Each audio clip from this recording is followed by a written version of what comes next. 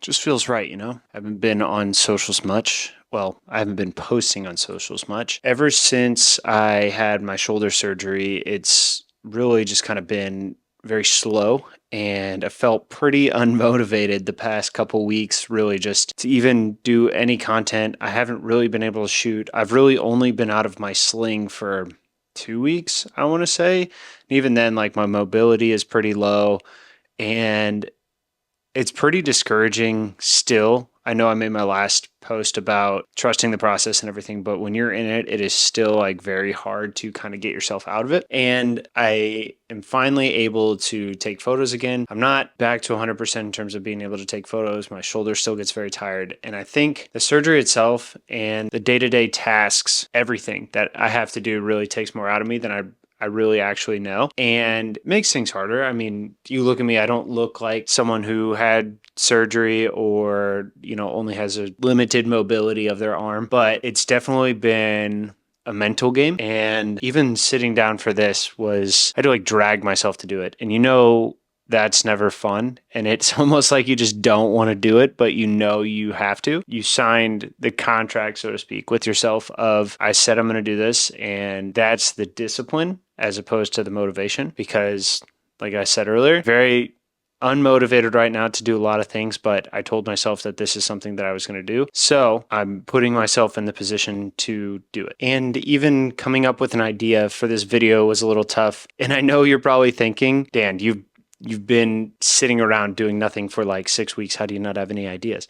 And I will tell you that doom scrolling is definitely something that that has contributed to the lack thereof of ideas. I think I've just kind of become sedentary and I'm not moving a lot. Today was actually the first day that I went to the gym and I was only there for like 30 minutes, but it felt good to actually go, even though I was mad that I didn't stay longer, but a step in the right direction to say the least. One thing, however, that has kind of been sitting in the back of my mind for a little bit now is I got drinks with my buddy Dan a while ago and we were just kind of chopping it up, talking shop, and we got on the topic of the duality of creators, so to speak. So in this day and age, it's a hard decision of, do you want to be known for your work or your personality? And sometimes you think, oh, you're able to do both, all this kind of stuff. And I will say you definitely are, but in Instagram's heyday, where photographers really didn't even have to show their face, they would just be known by their handle and for their work. That is not so much the case now. It's changed a little bit, but the world is wanting more of us, wanting more of our personality, wanting us to be in front of the camera, and that's great. And I think it draws back the curtain of some anonymity to some degree, at least. And I think it really sometimes is tough, especially in the music industry, because when you're looking to get hired, you want people to be able to just look at your work and know that you're going to provide a good product. And sometimes it's hard to do that when you are most of your posts, your grid looks like your face. You're going to get clients that are like, all right, why would we hire this person if we don't know what their work looks like? And I think that's also where, having a website, a portfolio, it comes in handy. And I actually just started Squarespace not too long ago, and I finally got my portfolio up and running on there, and it's actually really nice. I like it a lot, and the integrations that it has, and I'm putting some final touches on it, but right now I think it looks better than what I had been using previously, and it loads a lot faster, which is nice. So prior to this, I was using Adobe Portfolio, which if you don't know and you're balling on a budget, Adobe Portfolio is included with, I think,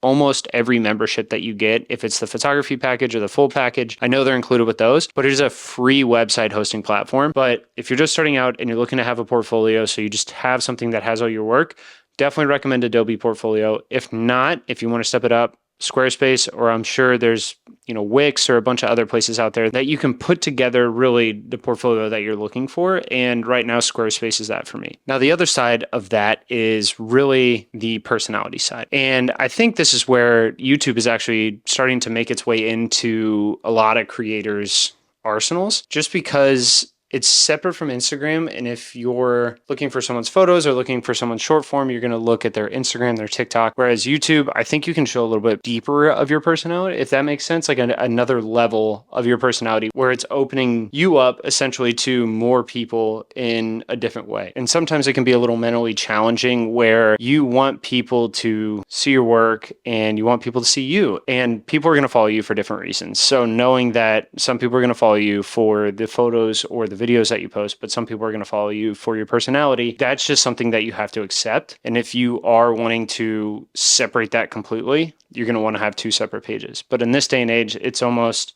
you want to have everything almost together to some degree. Now, I know that there are plenty of people out here that are just crushing it, doing both. And some of those are really good friends of mine. And that actually kind of leads me into the next thing that I want to go over, is talking about people who I think are doing it well. And yes, some of them are my friends. And the first couple I want to talk about actually is, we have to unbox something first. Now, this is from my buddies over at 505, Kostas and Bfig. They are two people who I think are crushing it in terms of being known for their work, but also being known for their personality. And I know that they run kind of in different industries, so to speak. They both do a good job of showcasing both sides to this duality of a creator, essentially. What I wanted to get into is actually unboxing this, because they did drop some merch and I thought the hoodie was sick. Can't wait to see it. It's literally been sitting in my apartment for about a week now, and I've been putting off making this video. And so I also have not been able to open this box because I wanted to do it on camera and just kind of show it in the vlog. And yeah, I'm not going to be unboxing this like Bfig, because that man literally destroys a box every single time. And it's a unique way to unbox, but I'm still working with like 1.5 arms right now, and I can't find my other knife. So, size matters, right? So like, that's like above average, but let's get into it.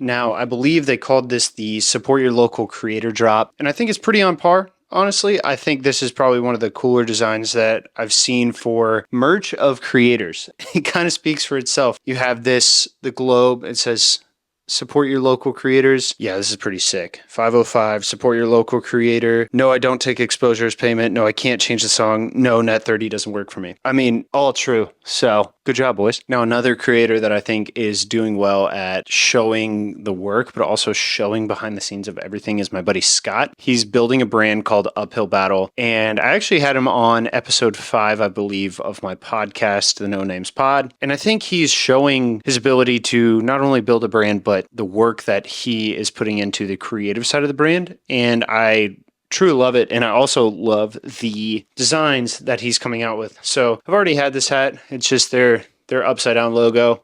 And I honestly just needed a new one because I wore the other one so much. It was getting pretty gross. So we just bought a new one. Love that one. Now this one is one that I've been wearing a lot lately. It's their U design, and it's also pinstripe. I love that like red, infrared, orange kind of hit in front, but the pinstripe is sick. It kind of gives that throwback vibe. Yeah, I really love this, and I love what he's doing over there. Really just kind of building in public is such a cool thing to me, and I think that's why people really love like Goes, the company I work for, is because I was watching the old YouTube videos that we used to put out for the company like 6-7 years ago. This is even well before I was there, and it really just took you behind the scenes, and you felt like you were just friends with Dan and Ryan, and it just made you feel like you were a part of building this company. And I think that's why people are really loving YouTube and loving like watching people build brands in public. Another one is Marcus Milioni. I believe that's how you pronounce his name, but he started a brand called Minted New York, and he's probably one of my favorite channels right now. Just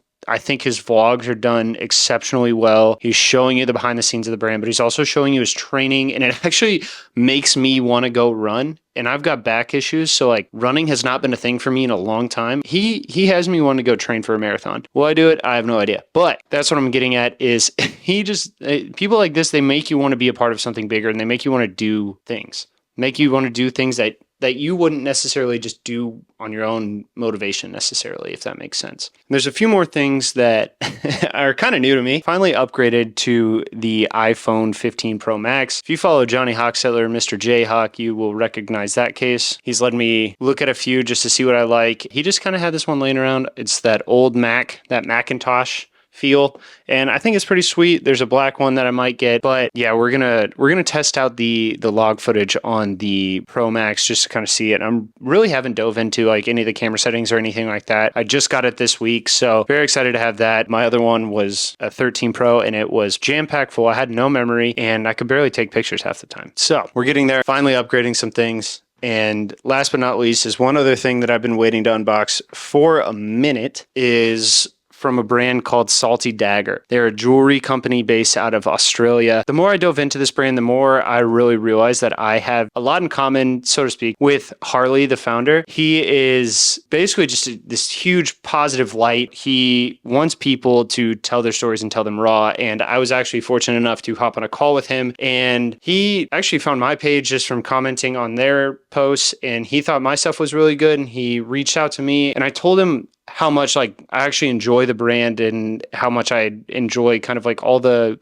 products that they put out. But it's also, once I dove deeper and I found out their story, it meant that much more to me. They do such a good job of telling kind of their stories and those of people that they really support. And I think that's why so many other people are buying into them as well. So without further ado, all right, so first, this is just ring sizing. I can barely hold my arm up. It has the SD Salty Dagger. I think it's sick. And then this box is so sick. Check out this box.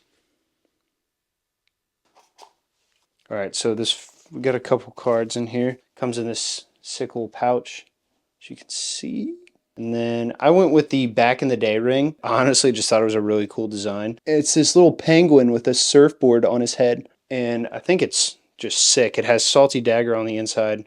I do love this brand. Again, getting to talk with Harley was such a cool thing, and I'm super excited to hopefully do something with them in the future and kind of tell my story. At the end of the day, I think it just is something that hopefully works out, and hopefully I can tell some kind of a story there with them. And if you made it this far, thank you for tuning in. And if you're wanting to stay around, hit that subscribe button, hit that like button. And if there's anything that you want to see from me in the future, or you just have any questions about what I do, my life, anything like that, drop them in the comments below, and I will catch you in the next video. Peace.